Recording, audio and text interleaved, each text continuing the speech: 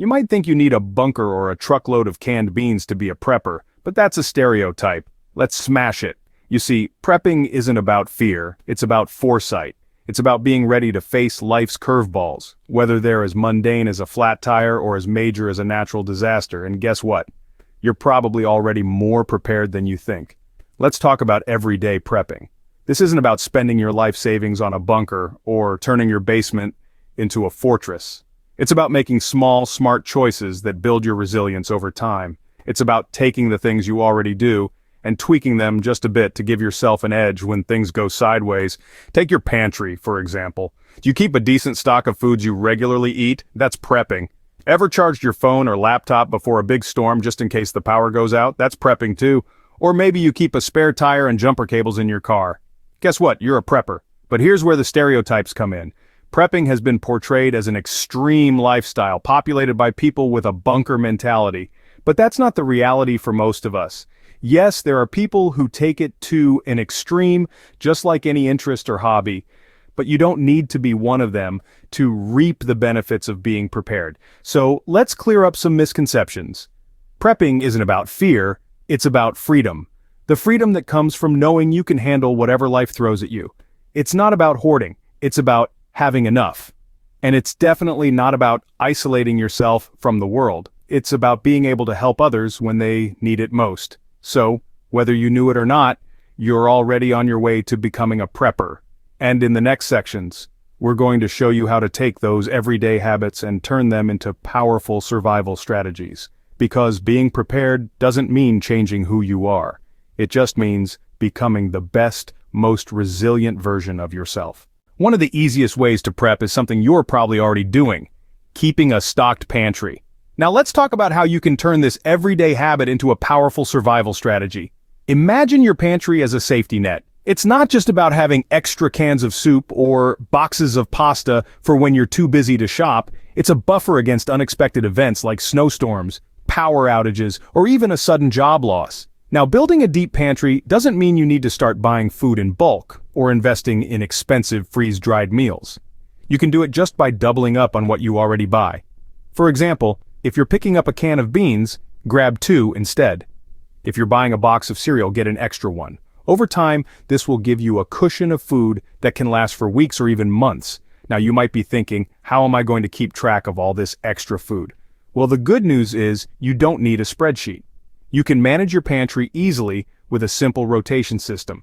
When you bring home new groceries, move the older items to the front and put the new ones in the back. This way, you're always using the oldest food first, reducing waste and keeping your stockpile fresh. And here's something to keep in mind. Even having 2 weeks of food in your pantry puts you ahead of 90% of the population.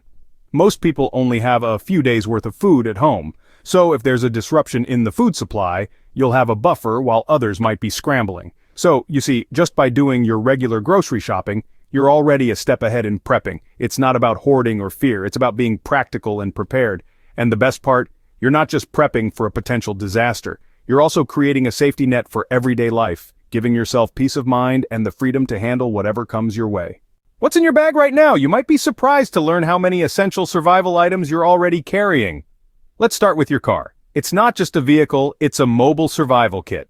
A spare tire, jumper cables, a first aid kit, a blanket, and a few bottles of water can turn a breakdown from a crisis into an inconvenience. And if you're already carrying these items, congratulations, you're prepping. Now let's move on to your backpack or purse. You're probably carrying more survival gear than you think. That power bank you use to charge your phone? It's not just for Candy Crush marathons. In an emergency, it could be your lifeline to the outside world. And that flashlight you carry for finding lost toys under the couch. In a blackout, it could be your guiding light. How about your water bottle? Staying hydrated is key to survival in any situation. And if you've got a multi-tool or a pocket knife, even better. From opening packages to fixing a loose screw, these tools are handy in everyday life and essential in a survival scenario. But remember, everyday carry isn't about stuffing your bag with every possible survival tool. It's about being practical and prepared for common situations. A Band-Aid for a cut, a snack for when you're stuck in traffic, a pen for when you need to jot down a note. These are all part of a sensible everyday carry. And the best part, you don't need to spend a fortune on tactical gear. The items you're already carrying can serve double duty in an emergency, and adding a few more won't break the bank or weigh down your bag. A mini first aid kit, a compact umbrella, a portable charger. These are small investments that can pay off big when you need them most. So take a moment today to look through your bag. You might find that you're more prepared than you think, and if not, you've got a starting point for building your everyday carry. Remember, prepping doesn't mean carrying around a survival kit. It's about being ready for everyday emergencies. Prepping doesn't have to be expensive. In fact, it can even save you money. Budget prepping is all about making smart choices that won't break the bank. You may be wondering, how can you prep on a budget? Well, it's easier than you think. Let's start with the basics. Instead of buying bottled water, why not fill up some reusable containers with tap water? This simple swap can save you a ton in the long run. And if you ever find yourself in a situation where water supply is affected, you will have your own emergency supply ready to go. Next, consider investing in secondhand tools. They're usually much cheaper, and if you take the time to choose wisely, you can find high-quality tools that will last you for years. Toolkits are essential for any prepper as they can help you fix things around your house, build shelters, and even hunt or fish if necessary. Now let's talk about your weekly budget. Even if you can only set aside $5 or $10 each week, that can add up to a significant survival stash over time. You could use this money to buy extra canned goods, batteries, or medical supplies. Remember, prepping is not about making big, expensive purchases all at once. It's about gradually building up your supplies over time. Moreover, make use of free resources. There are plenty of free or low-cost classes and guides online that can teach you valuable survival skills. From first aid to foraging to fire starting, there's so much you can learn without spending a dime. Finally, consider setting up a small home garden. Not only can this provide you with fresh, nutritious food, but it can also be a therapeutic hobby. And the best part? Seeds are cheap. So for a few dollars, you can start growing your own food. The key to budget prepping is to start small and stay consistent. Every little bit helps, and over time, those small investments can add up to a substantial survival stash. With these tips, you can start prepping today no matter what your budget is. The best way to prep? Make it a habit. That's right, folks. Building habits that gear towards preparedness can be a game changer. It's all about integrating small but significant actions into your everyday routines that can pay off big time when the unexpected occurs. Consider this: how often do you charge your devices? If you're like most of us, you probably plug in your phone, laptop, or tablet whenever the battery gets low. But what if you made a habit of charging your devices every night regardless of their battery level? This way you're always prepared for a power outage, and you're never left scrambling for a charger when you need it most. Now let's talk about your car. Many people wait until their gas tank is nearly empty before refilling it. But what if you made it a habit to fill up your tank once it reaches half? This way, you're always ready to hit the road in case of an evacuation. Plus, you'll save yourself the stress of running out of gas in the middle of nowhere. But it's not just about building routines. It's also about training your brain to spot potential vulnerabilities in your daily life. Do you have a backup plan if your primary communication device fails? Do you have alternative routes to get home if your usual path is blocked? By asking yourself these questions regularly, you can identify potential weaknesses and address them before they become a problem. Here's another tip. Make a habit of checking your supplies once a month. This includes your pantry, your first aid kit, your toolbox, everything. This way, you can replenish any items that are running low, and you're always ready for any situation. By building these habits, you're not just prepping for emergencies, you're building a more resilient lifestyle. You're creating systems that ensure you're always ready, no matter what life throws at you. And the best part? You're doing it without even thinking about it. That's the power of habit. Automatic preparedness that works in the background of your life, keeping you safe and ready at all times. You don't need to learn new skills to be a prepper, you just need to use the skills you already have. This is where the beauty of prepping really shines.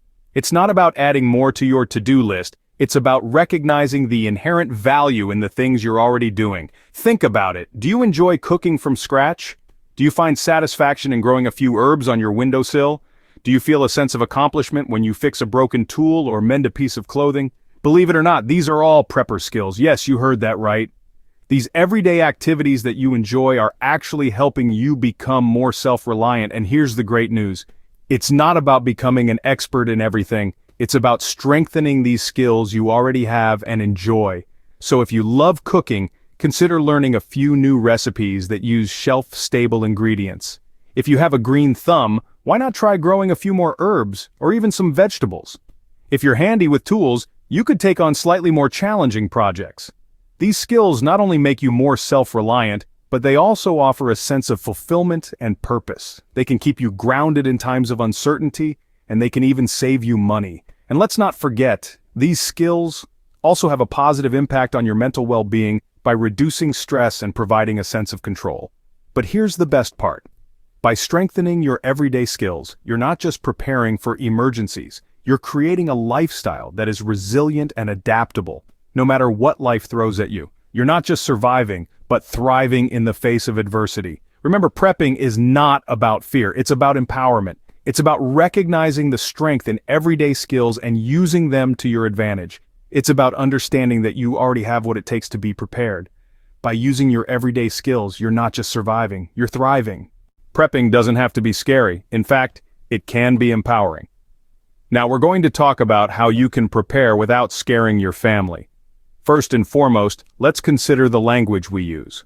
Words matter. Instead of using terms like doomsday or apocalypse, emphasize the practical aspects of preparation.